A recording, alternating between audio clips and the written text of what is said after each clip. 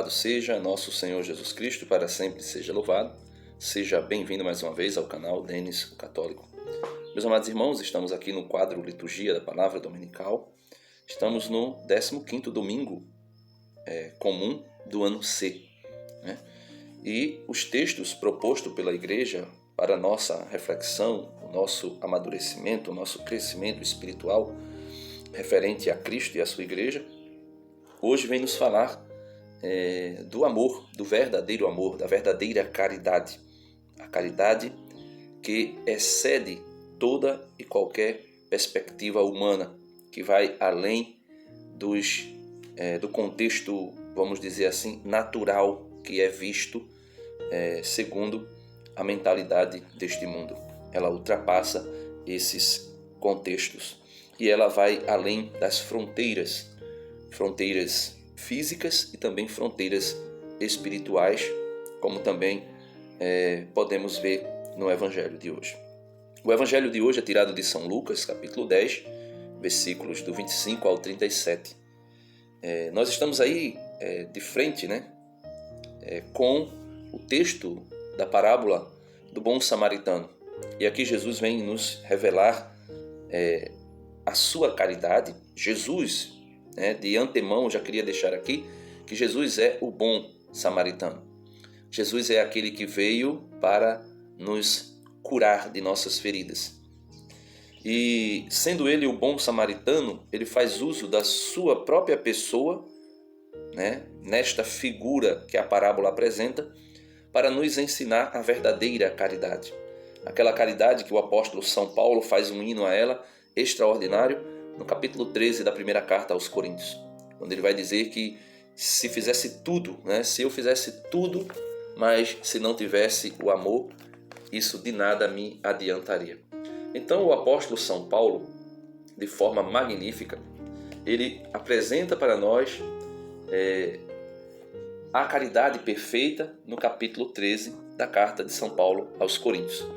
E nós iremos voltar a ela, a esse texto. Mas eu queria que você pudesse meditar comigo. Vamos para o Evangelho. Naquele tempo, um mestre da lei se levantou e, querendo pôr Jesus em dificuldade, perguntou.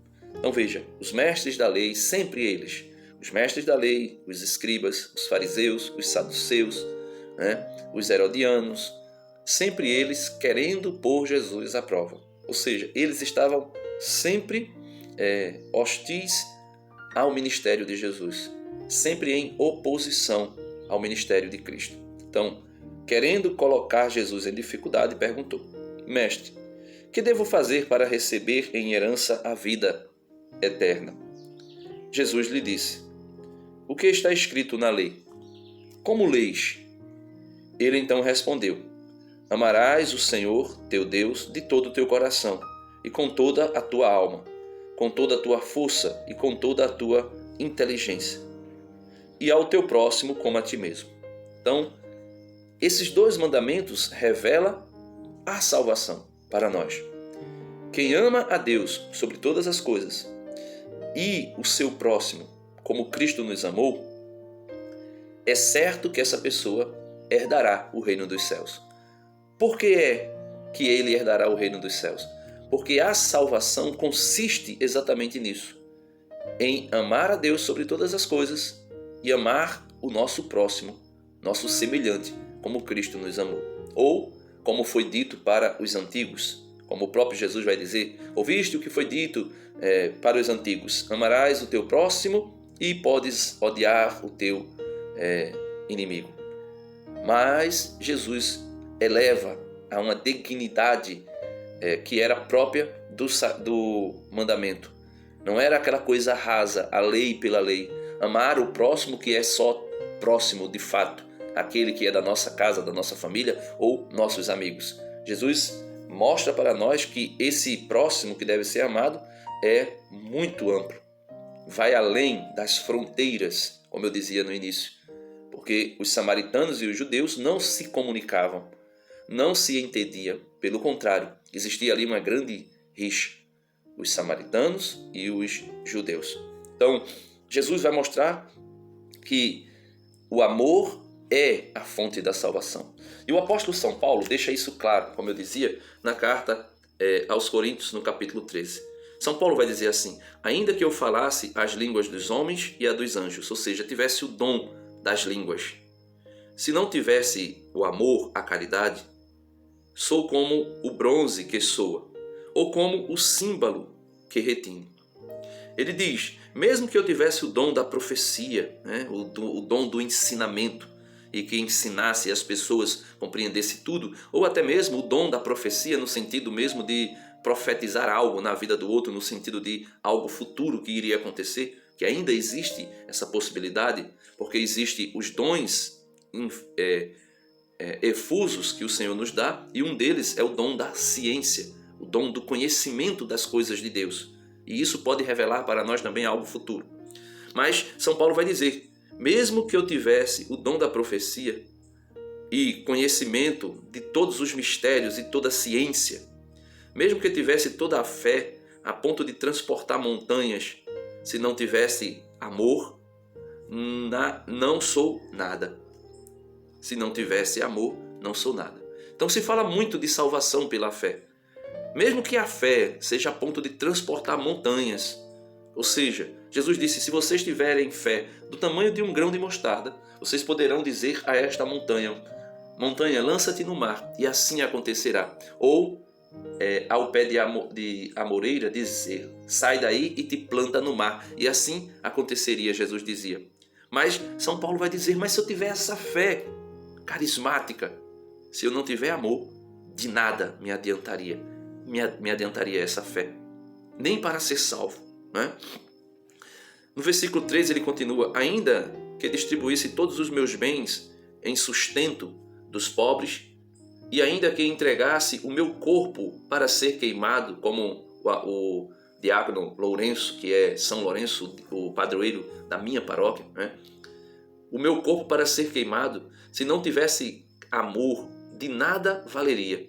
Então, São Paulo vai deixando para nós, e aí fica para você ler, né, todo o capítulo 13 da primeira carta aos Coríntios. Então São Paulo vai revelando para nós que esse amar a Deus e amar ao próximo, ele não é simplesmente algo, vamos dizer assim, sentimental, que se eu estiver bem com A, com B ou com C, eu irei amar. Se eu não estiver, eu irei odiar. Como tem um ditado popular que diz, se eu não me engano era Tiririca que dizia, até ele mudava a voz dizendo assim, quando eu amo, quando eu odilho, né?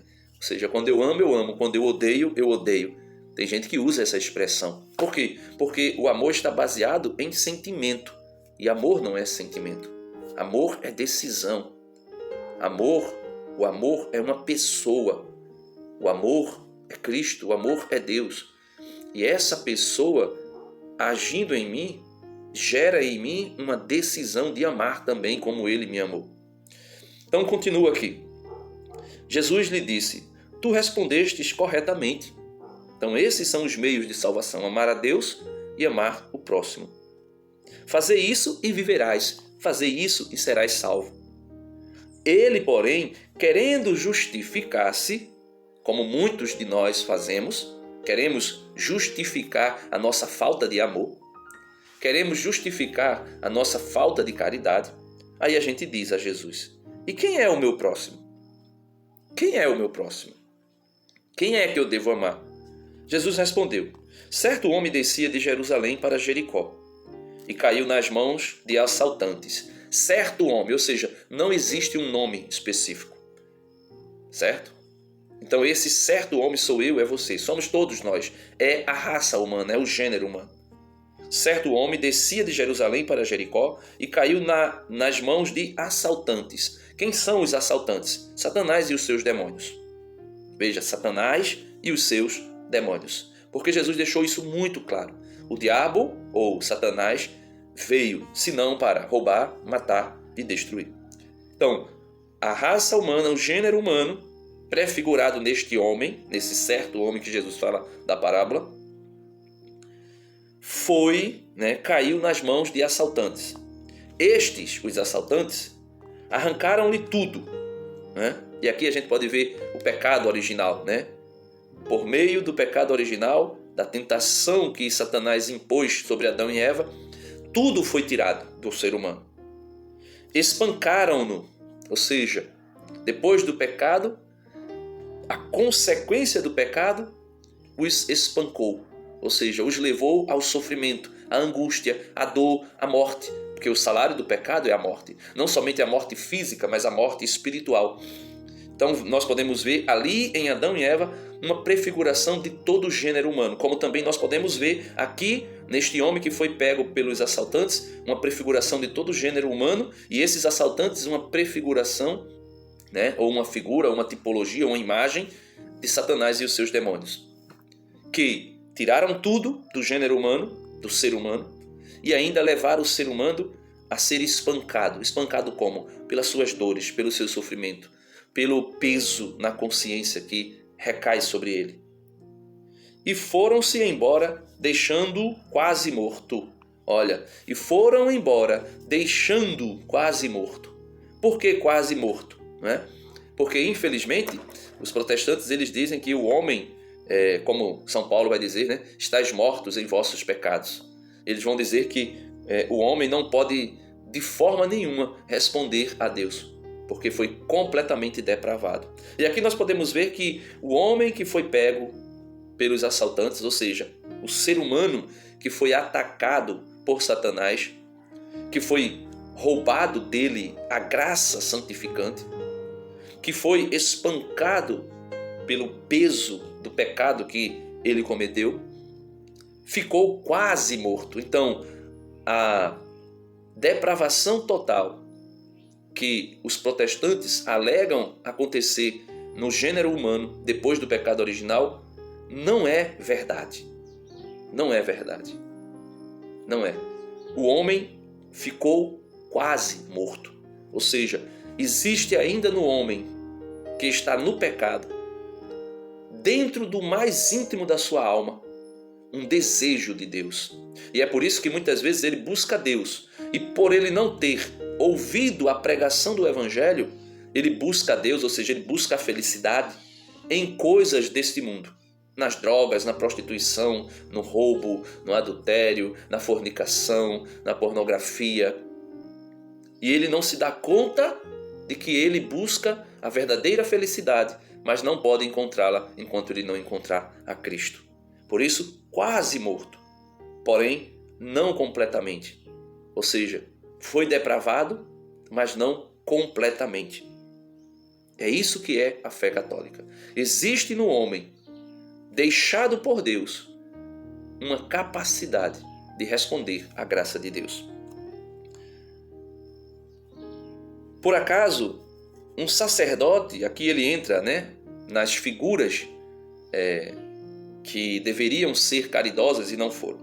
Por acaso, um sacerdote estava descendo por aquele caminho, e aqui esse sacerdote ele falava numa perspectiva judaica, então um sacerdote judeu, mas nós podemos ver aí a imagem de todos aqueles que são religiosos na igreja, os padres, os bispos, os diáconos, os que são religiosos de congregações religiosas, ou seja, alguém que serve a Deus diretamente. Por acaso um sacerdote estava descendo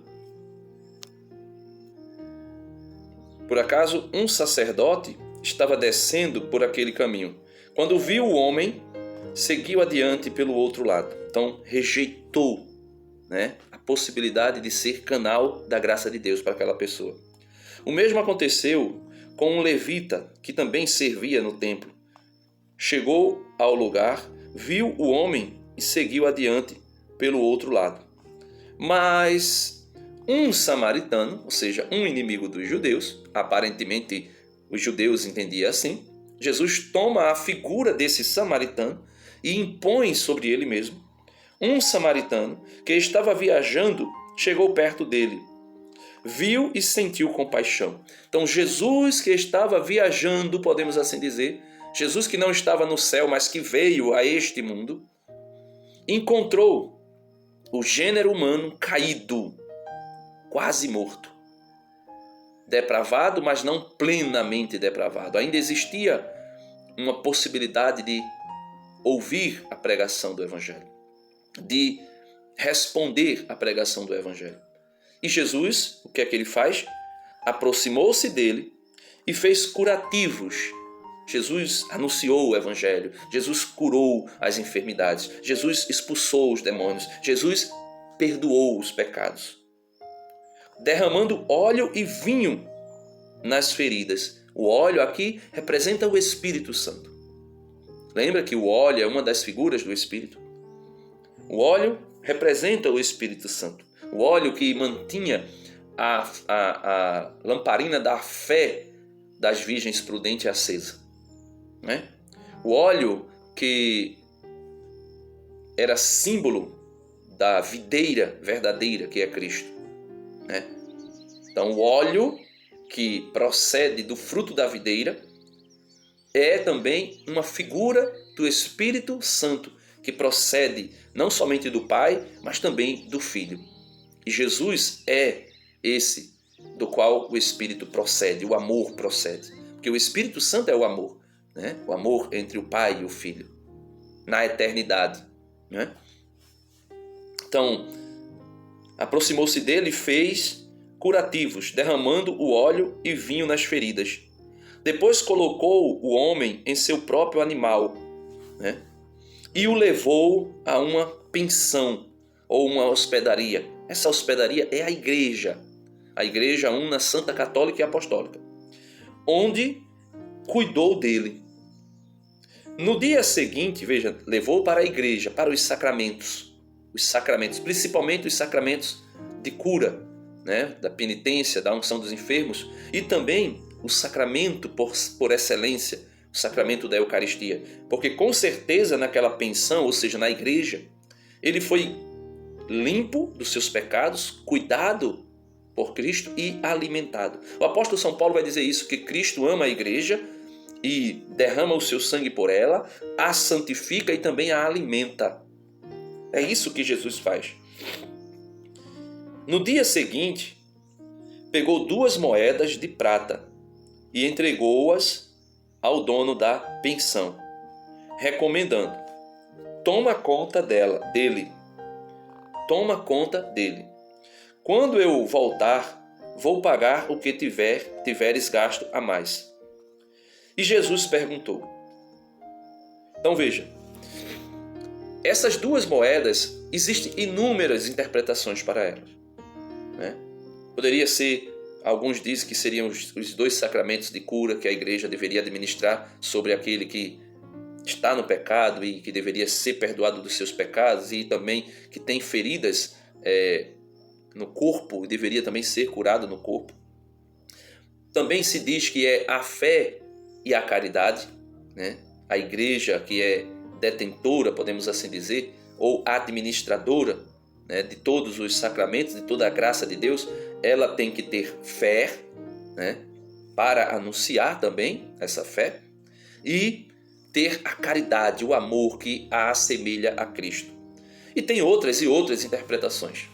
Mas o que importa é que ele foi levado para a igreja e Jesus deu à igreja. Não é a igreja que tem por si só. Jesus dá à igreja a moeda, as 2 moedas, né? Ou seja, Jesus dá à igreja as condições, né? Os dons necessários para curar e salvar o gênero humano. E aqui Jesus conclui perguntando: na tua opinião, qual dos 3 foi o próximo do homem que caiu nas mãos dos assaltantes? Ele respondeu: aquele que usou de misericórdia para com ele. Ou seja, o samaritano, o inimigo dos judeus. Então Jesus lhe disse: vai e fazem a mesma coisa. Então Jesus está aqui dando o seu exemplo de bom samaritano e nos ensina também a fazer como ele, ter misericórdia. É dito em São Mateus, capítulo 5, versículo 8, se eu não estou enganado. É o 8 que ele vai dizer: bem-aventurados os misericordiosos, porque alcançarão misericórdia, né? São Mateus, capítulo 8, deixa eu ver se é o 8 mesmo, para que eu não fale bobagem, né? São Mateus, capítulo 5, versículo... não é o 8, é o versículo... Bem-aventurados os que... Bem-aventurados 2...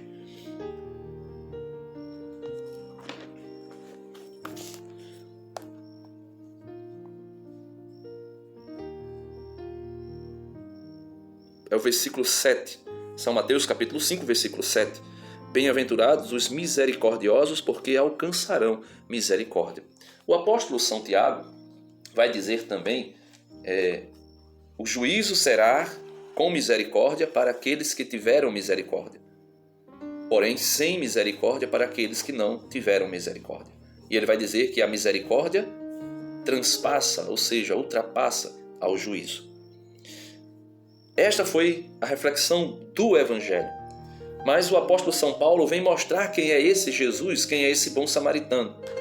Que não é como muitos dizem que é um homem, um ser humano ou um homem espiritualizado. Não. São Paulo vem dizer para nós na segunda leitura, eu não vou explicar porque está escancarado, está posto de uma forma tão clara que nem necessita de explicação. Veja o que diz o apóstolo São Paulo. Quem é o bom samaritano da parábola que Jesus conta? Cristo é a imagem do Deus invisível, o primogênito de toda a criação. Então, Cristo é a imagem do Deus invisível. O apóstolo que escreveu a carta aos Hebreus vai dizer que nele, em Cristo, habita corporalmente a plenitude da divindade. Pois por causa dele, de Cristo, foram criadas todas as coisas no céu e na terra, as visíveis e as invisíveis, ou seja, o mundo espiritual e o mundo físico. Tronos e dominações, soberania e poderes. Isso aqui é a hierarquia angélica, as hierarquias angélicas. Tudo foi criado por meio dele. Então Cristo é criador. No princípio era a palavra, São João capítulo 1, versículo 1. No princípio era a palavra, e a palavra estava com Deus, e a palavra era Deus. No princípio ela estava com Deus, e tudo foi feito por meio dela. E sem ela, sem a palavra, sem Cristo, nada teria sido feito do que existe. Nada. E esta palavra, versículo 14 de São João 1, e esta palavra se fez carne e habitou entre nós. Tudo foi feito por meio dele e para ele. Tudo é dele e para ele. Nós, em Cristo, nascemos, nos movemos, morremos por Cristo. Tudo é nele. Ele será tudo em todos, vai dizer o apóstolo São Paulo. Ele existe antes de todas as coisas e todas têm nele a sua consistência. É ele que mantém o ser no existir. É ele que mantém todas as coisas no existir. Ele, Cristo, é a cabeça do corpo, isto é, da igreja. Então a cabeça cuida dos membros, nessa figura, nessa parábola do bom samaritano. Mas também é dito que os membros, pelo próprio Cristo, devem um cuidar dos outros, quando ele diz: quem agiu de misericórdia? Quem é o próximo daquele homem? O mestre da lei, vai dizer, aquele que agiu de misericórdia. Jesus diz: então você faça o mesmo com o seu próximo. Ou seja, os membros devem fazer com os outros o que a cabeça fez com todo o corpo. Cuidar dela, amar. Ele é o princípio, o primogênito dentre os mortos, de sorte que em tudo ele tem a primazia. Ele é o primeiro, ele é o alfa, ele é o ômega, porque Deus quis habitar nele com toda a sua plenitude e por ele reconciliar consigo todos os seres, os que estão na terra e os que estão na terra e no céu, realizando a paz pelo sangue da sua cruz, ou seja, o vinho que foi derramado sobre os nossos pecados. O vinho que foi derramado sobre as feridas daquele homem que foi encontrado pelo bom samaritano. O sangue que foi derramado sobre a nossa vida. E como nós podemos viver essa fé? E como nós podemos dizer algo sobre isso? Talvez a gente caia na mesma loucura do homem que ouvia a parábola e dizer: mas quem é o meu próximo? Como se ele não soubesse, não tivesse conhecimento da revelação do alto, não tivesse conhecimento da revelação divina. E talvez nós caiamos na tolice de dizer: e quem é meu próximo? E o que é que eu devo fazer? Quem deve me ensinar? E Jesus, por meio do Espírito Santo e por meio de Moisés, vai deixar muito claro para nós que não existe desculpa, meus irmãos. Não existe desculpa, porque a lei natural que foi implantada no mais profundo do nosso interior, esta lei natural, essa lei que nos impulsiona a querer o belo e amar o belo, nos impulsionará também a amar o nosso próximo. E aqui está o sentido da primeira leitura de hoje. Moisés falou ao povo dizendo: ouve a voz do Senhor teu Deus e observa todos os seus mandamentos e preceitos que estão escritos nesta lei. Converte-te para o Senhor teu Deus com todo o teu coração e com toda a tua alma.